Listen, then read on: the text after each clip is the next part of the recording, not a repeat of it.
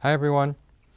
So one of the things I look for when I grade your papers is I sort of scan and look at all the verbs that you use. And it's not uncommon that almost every single verb you use is a linking verb or a phrasal or a really tired Anglo-Saxon verb. And I'm just like, oh gosh, all these verbs, they're totally bleh.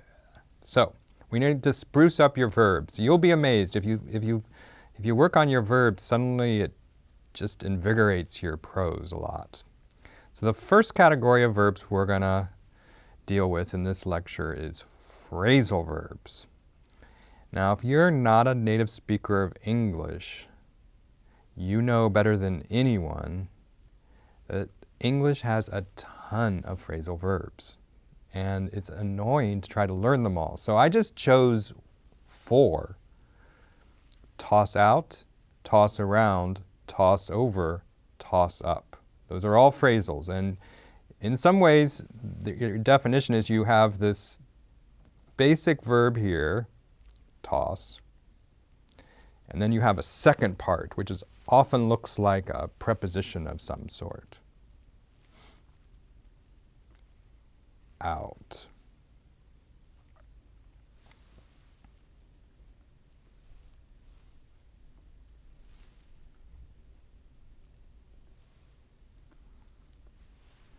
Now, why is it annoying as a non-native speaker? Well, if you look at these 4 phrasal verbs, some of them are just literal, and some of them are literal and figurative, and you as a non-native speaker have to figure out, like, what's the non-literal meaning? So toss out could just mean I'm tossing out this raggedy old jacket, and that you're literally physically throwing out. But also in a meeting, you could toss out an idea. And so that's kind of a figurative use of the word toss out, or the verb toss out.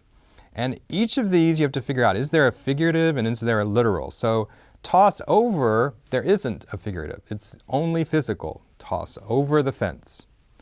Toss around, there's both, the physical. Like you can toss around a beanbag, or you can toss around an idea. Where should we go out to eat? I'm going to sort of toss out or toss around a couple ideas. So non-native speakers are trying to figure out like which, and there's a lot of these. So for every verb, there's like 4 or 5 of them, and it's annoying. Now for native speakers, you use them, they're fairly informal, and they're fairly common in your writing. And I want to sort of get rid of most of them. You can occasionally use a phrasal.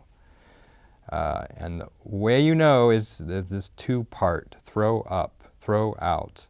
There's always this 2-part thing. And there's always a slightly more formal verb that you can replace the phrasal with. So I have an example.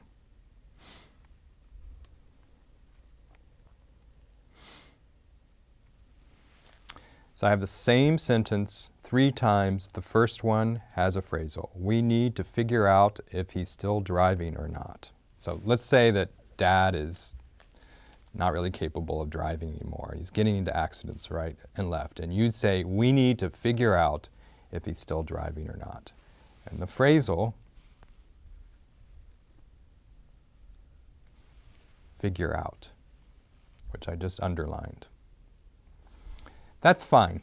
It's not wrong, it's just okay. If you say to figure out, you're not going to impress anyone.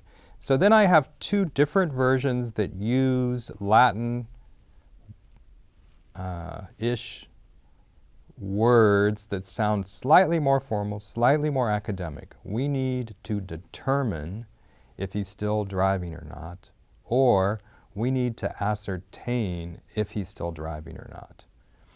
Now, ascertain usually I would say I like ascertain more than determine. It's fancier, it's not used very often, but in this case, I'd have to say that if you're trying to figure out determine, ascertain, that I actually think that ascertain sounds a little pretentious in this case, and I probably wouldn't use it. So we need to determine if he's still driving or not. Of these 3, I would say it's the best choice. And this is why I would say not to reach for your thesaurus, where you're looking at words that you don't really use very often because you don't know how weird you're sounding. So ascertain is starting. It's still in the realm of okay. It's starting to sound like too much. Too much. You're trying to prove too much. Like you know how to use big words. Okay? So for quizzes, be able to, in a sentence, locate a phrasal. Like that's a phrasal. Eat out. We're going to eat out tonight at Arby's.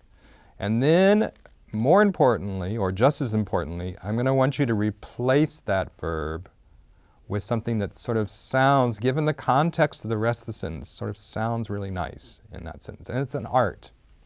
It's just practice. And I appreciate you practicing more than anything. Just try. Okay? Good luck. I want to see those phrasals out and new verbs coming in.